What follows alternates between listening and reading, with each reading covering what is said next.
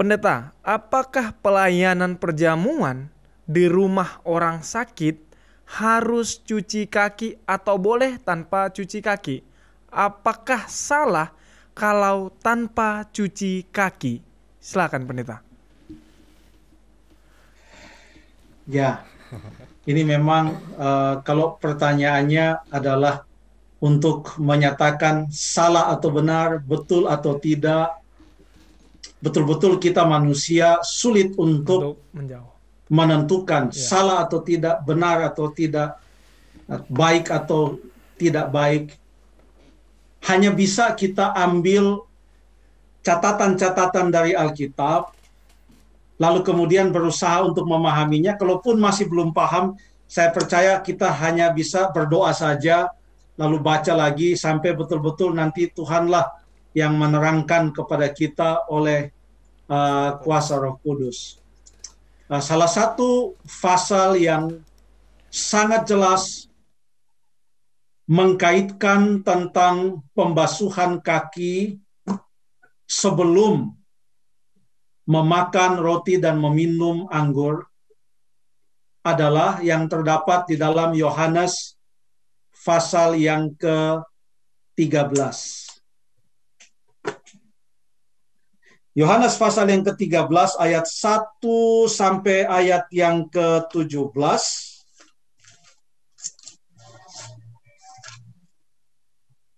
Ya, 1 sampai 17 menceritakan tentang Yesus membasuh kaki murid-muridnya. Oh, ini suatu peristiwa yang sungguh luar biasa, yang sangat menjamah hati. Sebab tidak ada tuan rumah, tidak ada hamba yang biasanya mengambil peran sebagai yang membasuh kaki para tamu yang datang. Dan Yesus mengambil peran sebagai hamba untuk membasuh kaki murid-muridnya. Membasuh kaki murid-muridnya. Ada banyak interpretasi dari satu pasal ini, oleh karena di sini ada juga Yudas, di mana Yudas juga kakinya dicuci oleh Tuhan Yesus pada saat itu. Dia belum pergi, nanti setelah dicuci kaki, masuk ke memakan roti, dia terima itu roti, lalu kemudian baru dia pergi.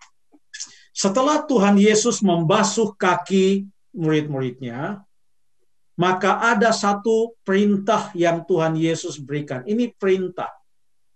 Ya. Di dalam pasal yang ke-13, Yohanes 13, ayat yang ke-12 sampai ayat yang ke-14. Saya baca. Sesudah ia membasuh kaki mereka, ia mengenakan pakaiannya dan kembali ke tempatnya.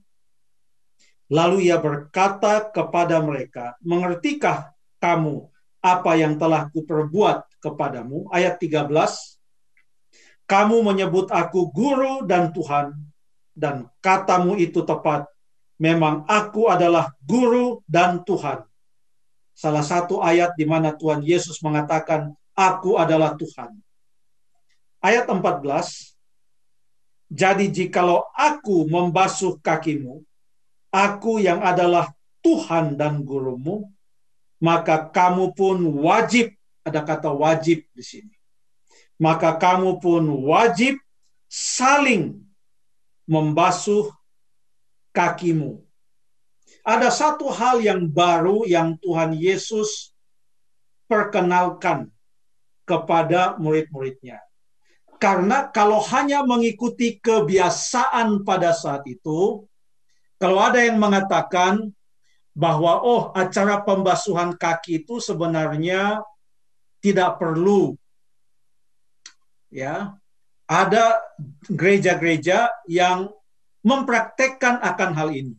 Saya adalah anggota gereja Masehi Advent hari ke-7. Saya Pendeta Sabuin, dan saya percaya ini perlu kita lakukan, bukan karena ini adalah kebiasaan orang-orang Yahudi, di mana perlu ada seorang hamba yang membasuh kaki, baru kemudian ada perjamuan.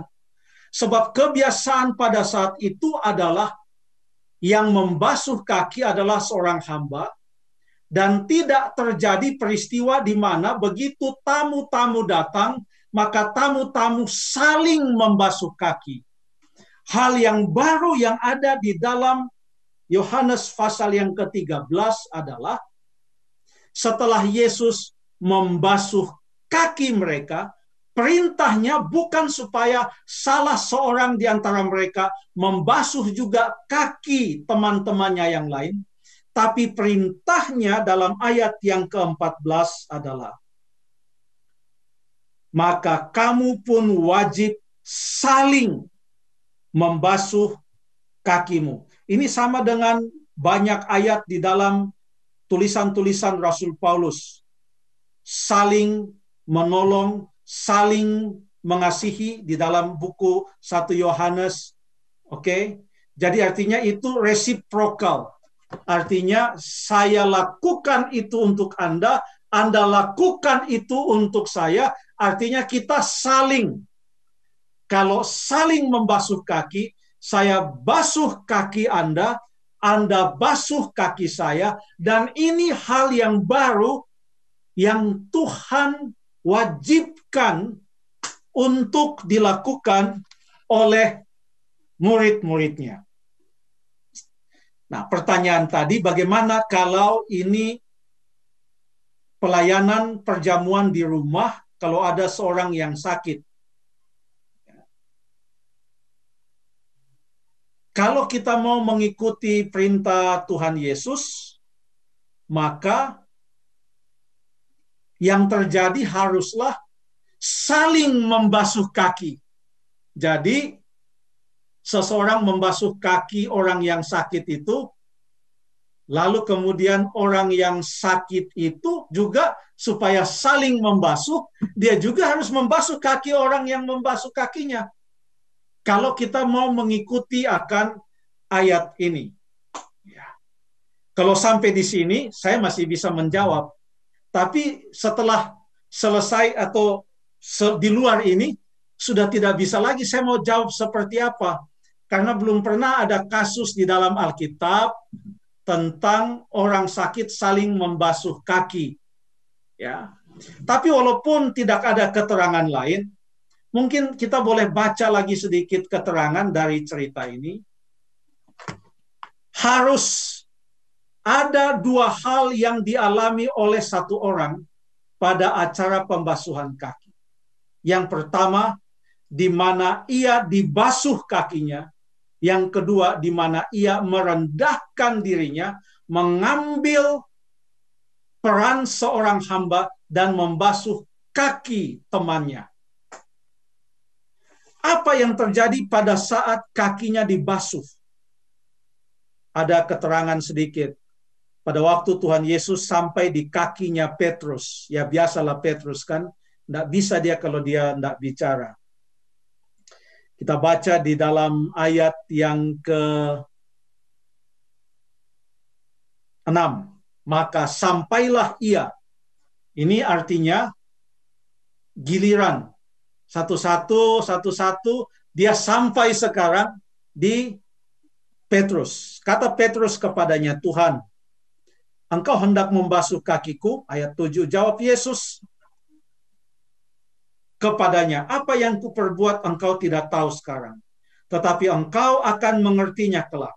Kata Petrus kepadanya, engkau tidak akan membasuh kakiku sampai selama-lamanya.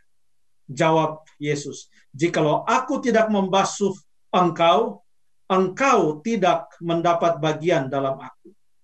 Kata Simon Petrus kepadanya, Tuhan, jangan hanya kakiku saja, tetapi sekalian tangan dan kepalaku. Kata Yesus kepadanya, barang siapa telah mandi, ia tidak usah membasuh diri lagi, selain membasuh kakinya, karena ia sudah bersih seluruhnya. Juga kamu, kali ini waktu Yesus mengatakan kamu, dia bukan hanya menunjuk kepada Petrus. Waktu dia katakan engkau, biasanya dalam terjemahan bahasa Indonesia, kata engkau itu untuk tunggal dalam bahasa aslinya, kata kamu itu untuk jamak kalau dipadankan dengan bahasa aslinya.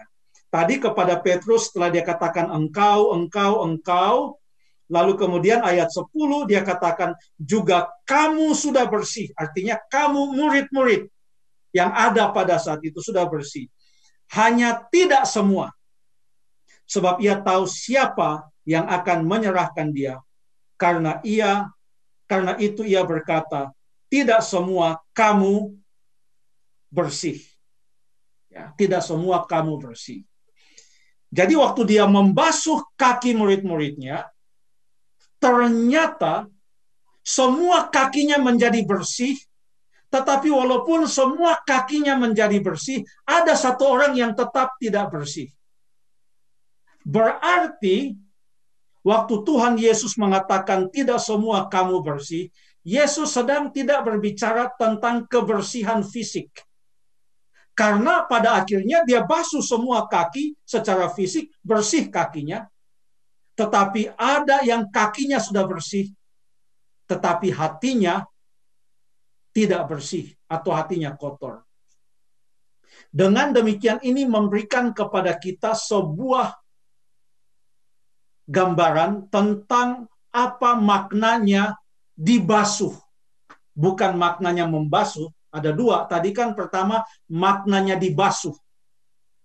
Jadi maknanya dibasuh adalah saat di mana kita boleh merenungkan apakah hatiku sudah bersih di hadapan Tuhan.